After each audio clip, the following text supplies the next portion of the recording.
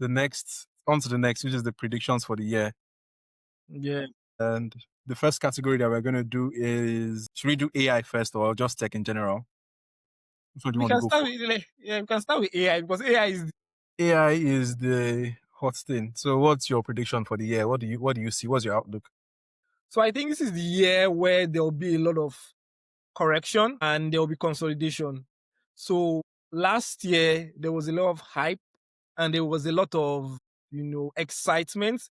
And also, aside from the excitement, there was also fear from people who are not excited. So a lot of people, especially the AI companies, they haven't done a great job of communicating the value that AI will bring. The only big thing that we hear is job loss, change in how work is done. So a lot of people are afraid, and that's regular people are afraid, but investors and people in the tech bubble ecosystem are excited, but that excitement has not translated into actual value in terms of maybe revenue dollars, aside from just increasing the share price of companies that are in this area, or the investment dollars in venture capital is going to these companies. We've not seen actual transformation yet. So this is a year where a lot of the companies that rode through the hype, rode on the hype, will be corrected, and only the true companies that will add value will have like a very good position. Also, it's going to be the year where AI will have more practical use case. Yeah. So it's not going to just be a phantom idea of all the efficiency it will generate. People will actually start using it. And because it is the only technology where it got direct access to the everyday consumer immediately. Unlike, so when Yes. the internet came, it was governments and then corporations that benefited from it. So they were able to work with it, they were able to corral it, and they were able to then dispense it to the general populace. But it's the other way around for AI in the sense that it got to the hands of regular people first. All at once. And ChatGPT was just the crazy, like was crazy. And even governments and corporations are now grappling to know how to use it. So that it's like it was a flip with Yeah. respect to like the typical way the technology innovations in the past have come in mainstream. So we will see a lot more mainstream adoption. And the problem is this, because the corporations and the governments have not adopted it, we've not seen the effect on everyday life, because every person that uses ChatGPT uses it for themselves, like, and their own context.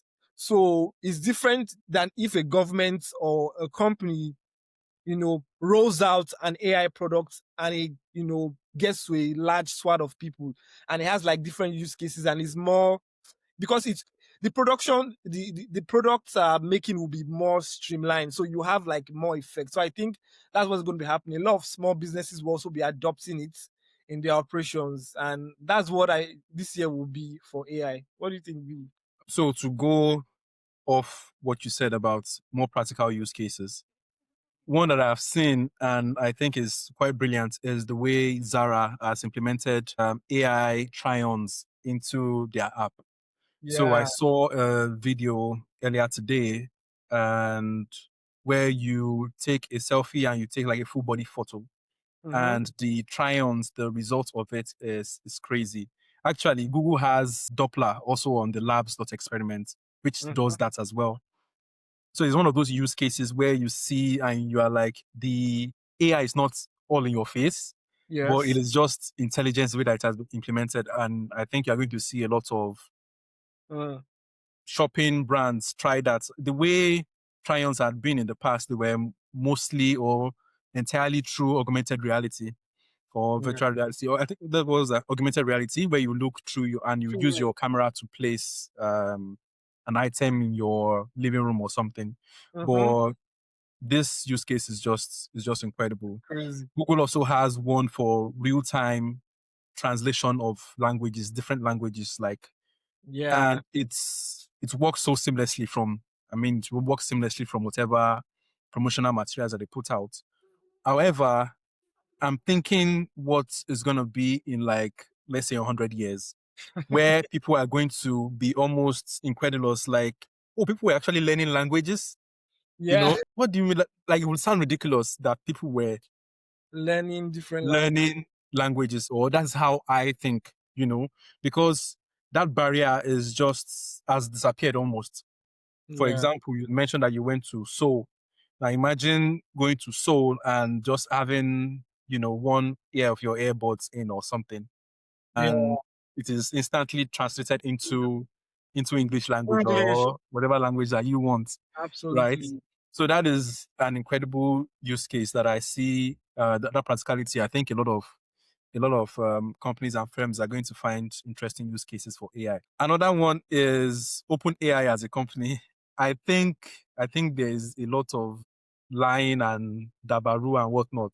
Not lying. It is financial engineering or whatever you want to call it, Exactly. right? It is just, and like I mentioned earlier, Google is number 2 in the world now, and one of the drivers of that is the way that they've implemented Gemini into a lot of their products, or how Yeah. they've implemented Gemini into Google Search, for example, and you have the AI overview. And interestingly, on CNBC, I was watching earlier today, OpenAI is losing, they are losing users, right? And Gemini or Google, they are gaining I users. left OpenAI. One thing I do is I don't stay with any of them. So over time, I have accounts with all of them. Mm-hmm. And based on how the models or their models are performing, I switch.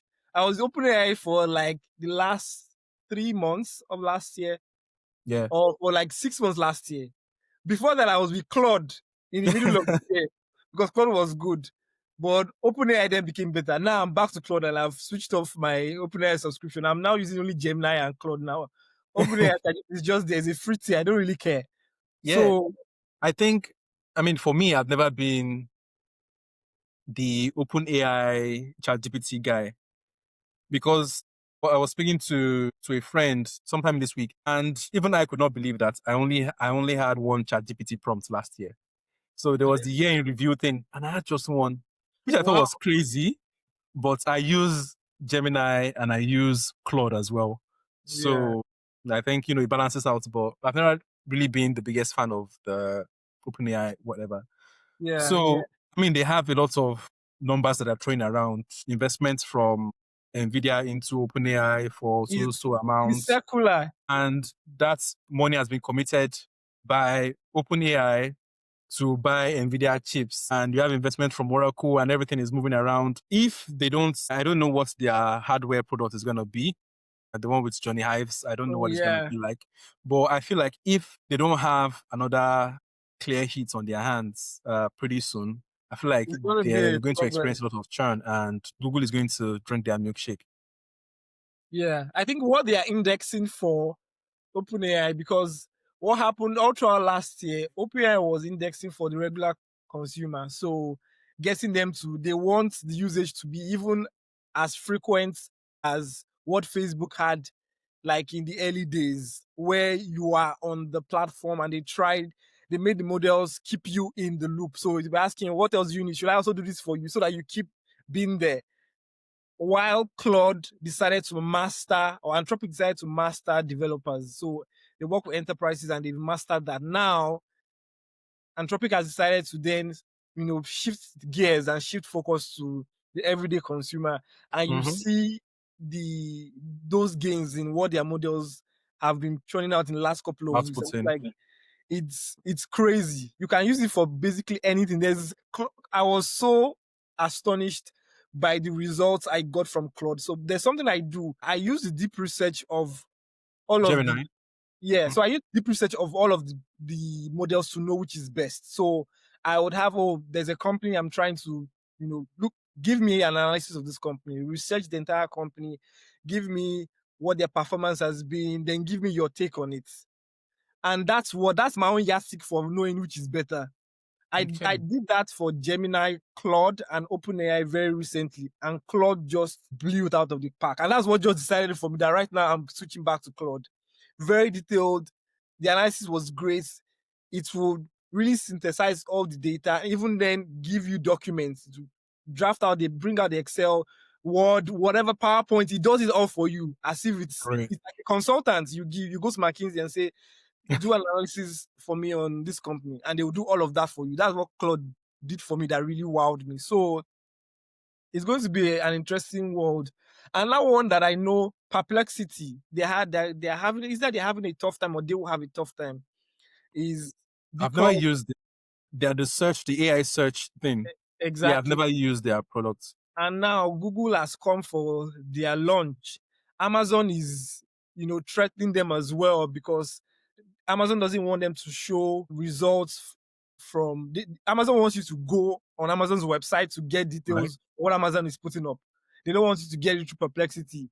So they are going to have a challenge because they kind of tackled the wrong problem. They are great guys, but they tackled the problem that is integral to what consumer experience will be, which is search, and it's going to be really tough for them to win in that space, especially with the incumbent. So I would like to see. I am rooting for the guys. I like the founder. Was an international student, came to the US. I like his story. I like, and he's very affable. So, and I want to see them succeed. So I'm waiting to see how they will turn this around and make good of it.